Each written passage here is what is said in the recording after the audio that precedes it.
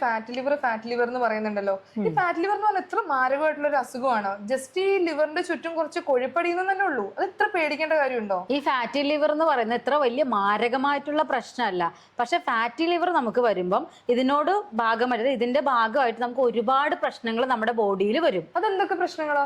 അതായത് fatty liver വരുമ്പോൾ നമ്മുടെ ബോഡിയിൽ ഒരുപാട് പ്രശ്നങ്ങൾ ഉണ്ടാവുന്നുണ്ട്. അതായത് നമുക്ക് വൈറ്റമിൻ ഡിന്റെ ഡെഫിഷ്യൻസി വരാനുള്ള സാധ്യത കൂടുതലാണ്. അതുപോലെ തന്നെ തൈറോയിഡിന് പ്രശ്നം വരും. TSH ലെവൽ കൂടിയും കുറഞ്ഞും അങ്ങനെയുള്ള പ്രശ്നങ്ങൾ വരാനുള്ള സാധ്യത കൂടുതലാണ്. ഇപ്പൊ ഫാറ്റി ലിവർ വരുമ്പോൾ ഇൻസുലിൻ റെസിസ്റ്റൻസ് എന്ന് പറഞ്ഞൊരു കണ്ടീഷൻ വരും. ഇത് പയ്യെ നമുക്ക് ഷുഗർ വരാനുള്ള സാധ്യത വളരെയധികം കൂടും. അതേപോലെ ഫാറ്റി ലിവർ ഉണ്ടാകുമ്പോൾ നമുക്ക് ദഹന സംബന്ധമായിട്ടുള്ള പ്രശ്നങ്ങൾ, നെഞ്ചരിച്ചല്, പുളിച്ചത് കെട്ടല്, എപ്പോഴും ഗ്യാസിന്റെ പ്രശ്നങ്ങൾ, അങ്ങനെയുള്ള ബുദ്ധിമുട്ടുകൾ ഉണ്ടാവാനുള്ള സാധ്യത വളരെ കൂടുതലാണ്. അതുപോലെ തന്നെ യൂറിക് ആസിഡ് കൂടാനും സാധ്യത വളരെയധികം കൂടുതലാണ്. അപ്പൊ ഈ ഫാറ്റ് ലിവർ നിസ്സാരക്കാരനല്ല അല്ലേ?